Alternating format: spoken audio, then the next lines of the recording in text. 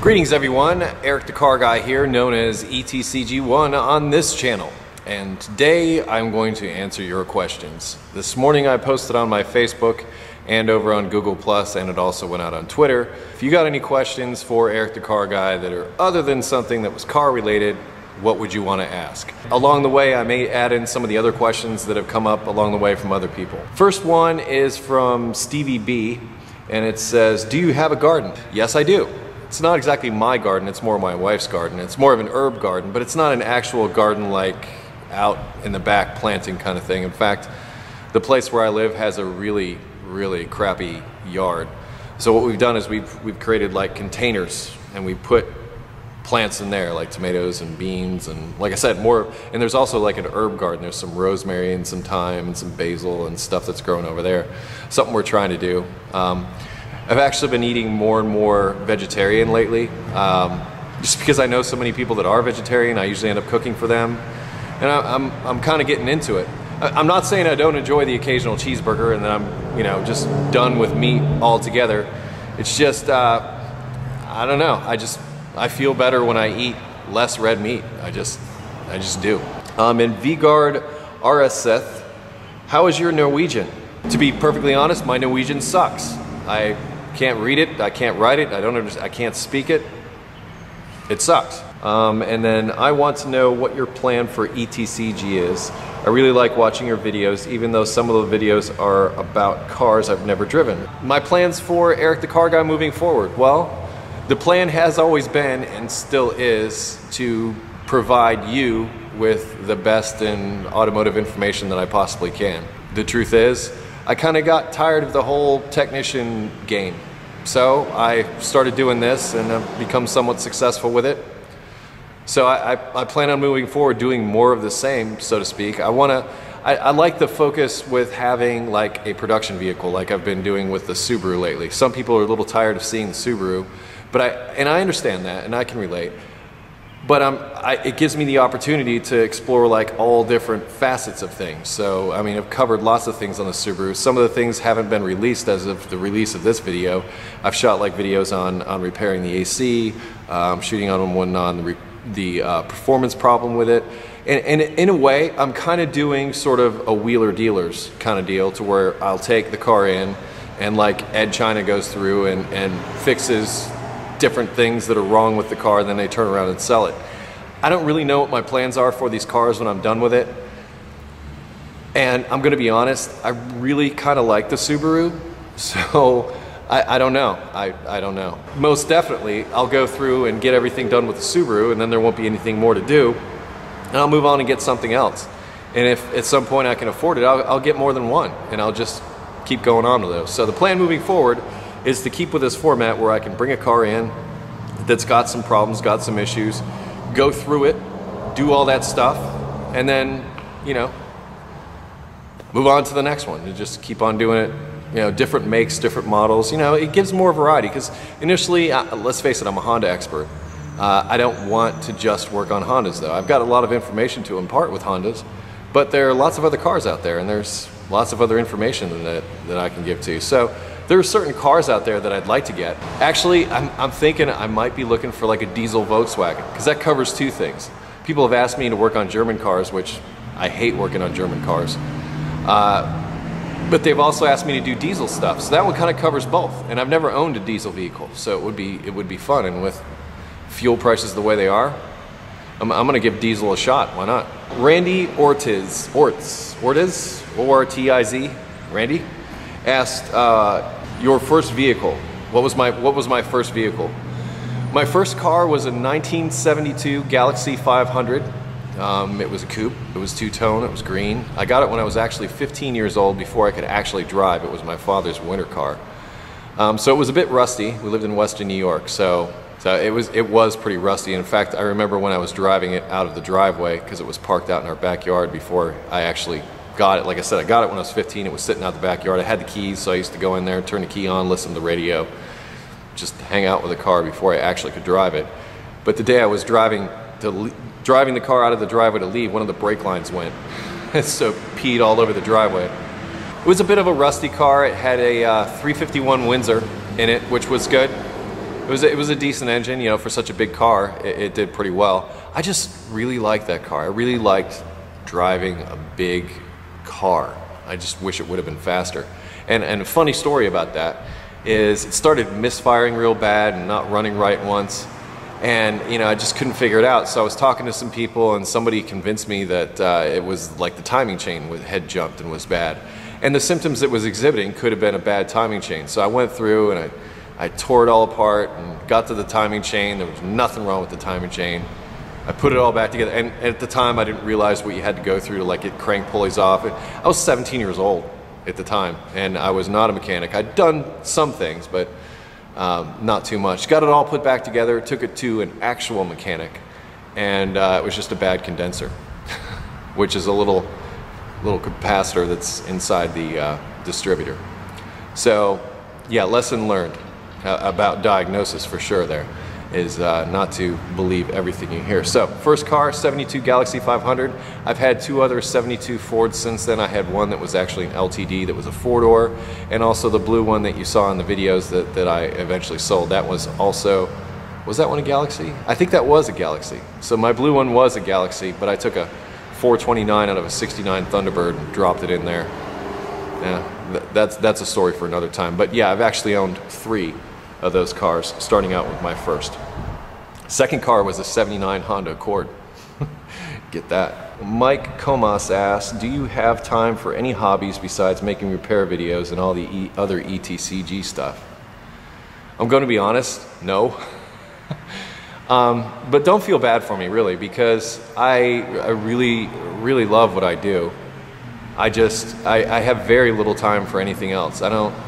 Some of you do realize what it takes to do what I do, but it's a lot. I spend 3 days a week answering emails and forum questions, and that's usually Mondays, Tuesdays, Wednesdays, and Fridays, 4 days a week, doing that. Then Thursdays, which is today, is the day that I come to the shop and do my production work. And then Fridays or Saturdays and Sundays are days that I use to edit. And I work every bit of 7 days a week, and you know, many times 12 hours a day. It doesn't really leave too much room for stuff outside of that, but I like to cook. I'm actually a pretty good cook. So that's something I enjoy doing. I'd like to do more of it, but where we live, my kitchen is like really small. In fact, it's hard to open the refrigerator door and stand next to the counter.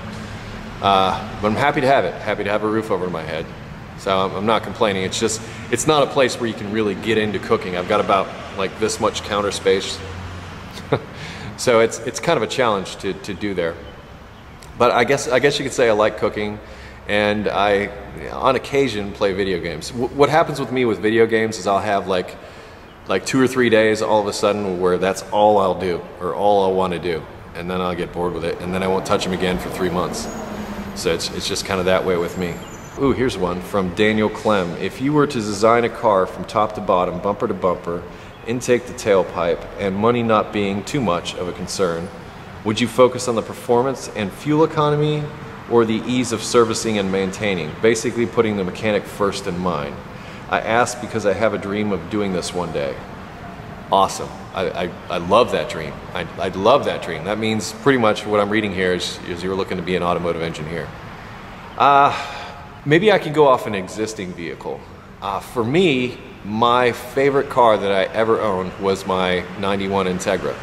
Had 370-some thousand miles on it. I owned it longer than I'd owned any other car. I actually had it for 7 years. And what I liked so much about it is it really covered the gambit of all those things. It performed well.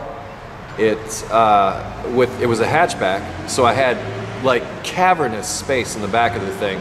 And I used it often like a pickup truck. I hauled engines and transmissions. I used to mow lawns. I used to throw my lawnmower in the back of it and haul that around.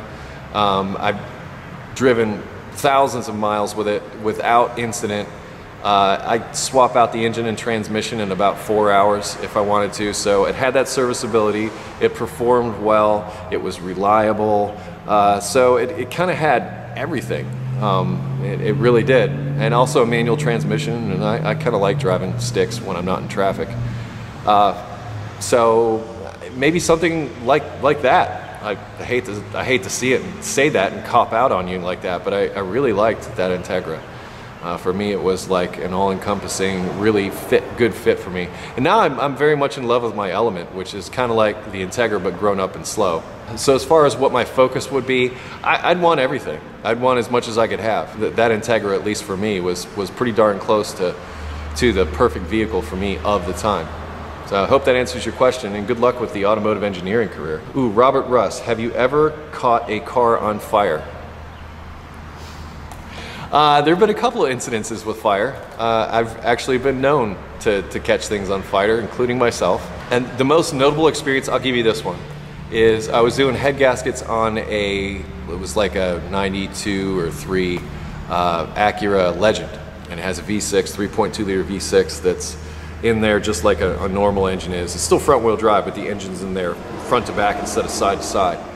And they're kind of famous for head gasket problems, and I was doing head gaskets on it. And I had the left side cylinder head was removed, and the right side cylinder head and everything was still in place. So the cylinder head, the valve cover, and everything was still on the right side. I was just working on the left side at the time. I removed the head and everything was out of the way, and I was cleaning the gasket material off of the engine block. And I was trying to get the dowels that guide the cylinder head back onto the engine block. I was trying to get one of the rear dowels out, because a lot of times you can just pull them out. It wasn't pulling out. And I wanted to clean around it, and I just couldn't get in there. So I was trying to pull it out, couldn't do it. So I hit it with a little penetrating oil. That didn't work. So I decided to add a little heat. Well, what happened when I added the heat is the fumes from the penetrating oil and everything ignited. And here's the really fun, exciting part, was the flames actually went down inside the oil pan and inside the engine. And fumes had built up in there, either from the penetrating oil. Oh, here was the other thing. I was also spraying brake cleaner on there to clean the whole area off, so there was some brake clean down in there as well. Anyway, flame went down inside the engine, built up pressure, came out the other side, just about blew the valve cover off the other side of the engine. I mean, it made a loud explosion. And then flame shot out of the oil return holes and singed my eyebrows. That was exciting. That was a very exciting day. I mean, once the flame like burst and went out, it was out. But I was very lucky that I didn't get hurt and nobody else got hurt. But it took that valve cover. I wish I still had it, and just sort of blew it apart from the inside. It was way cool looking.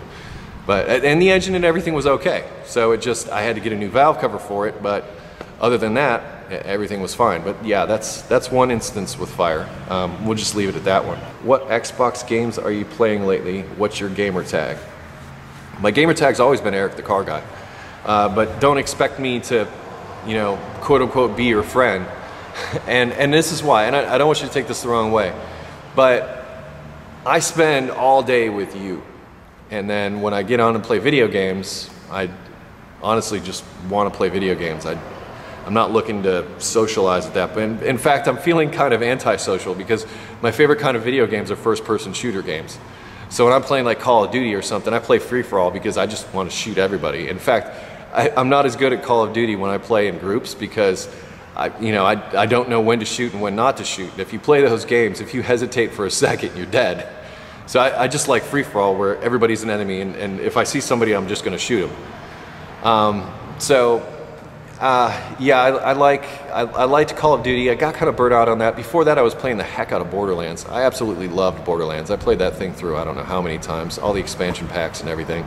Because like I said, I really like first-person shooter games. Other than that, I liked Portal 2. Portal 2, that was kind of fun. But I don't really get new games all that often. In fact, I'll get one game, like I said, I'll play it like really intensely for a few days or weeks or whatever, and then I'll be done with it. 6 months later, I might come back. James K will call you, because I obviously can't pronounce your name properly. And what do you like better, PC or Mac?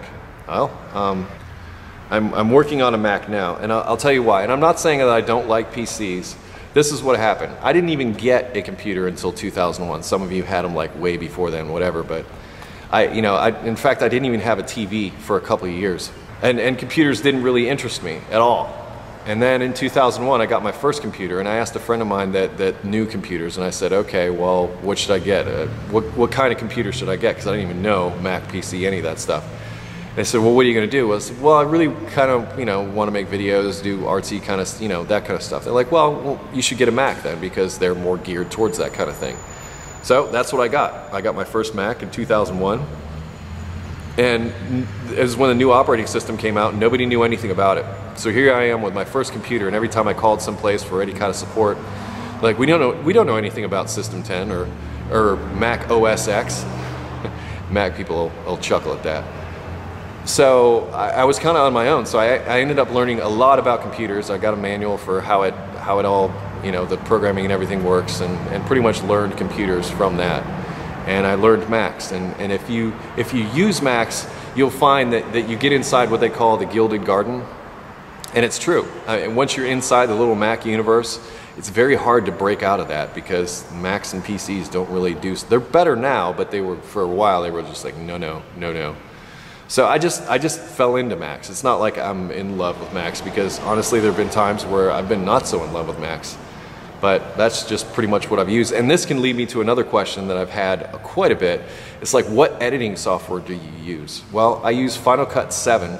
I do have Final Cut 10, but you know, honestly, one of the reasons why I'm staying with 7 is because everything, I shoot videos every week, and I'm constantly producing new material. So for me to learn a completely new software like what Final Cut 10 is, you know, I've read books on it and I've looked into it. I just don't, it's really hard for me to commit to that, and quite honestly, I may jump the Apple bandwagon and go to Premiere. But everything is set up around Final Cut 7. You know, like I said, I've got so many templates, so many things that I use over and over and over again in my productions.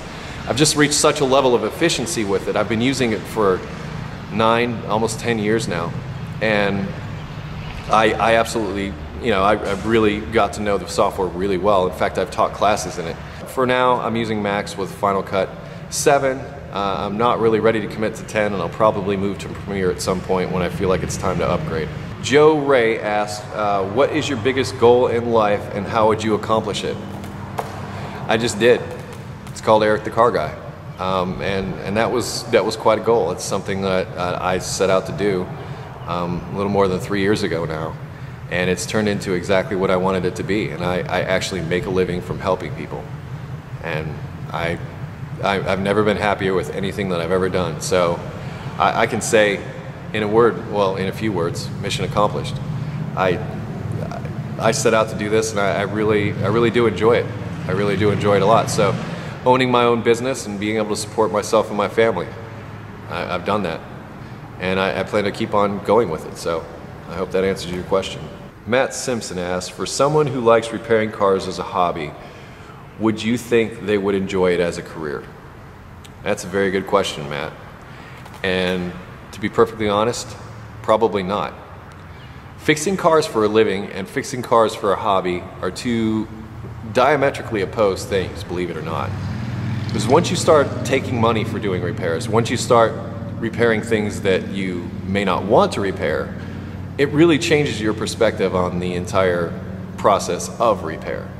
So I proceed with caution, because a lot of the people, including myself, who get into the field, who like working on cars as a hobby, find out that once they do it for a living, it's no longer a hobby, and they really don't want to do that when they're not working on cars.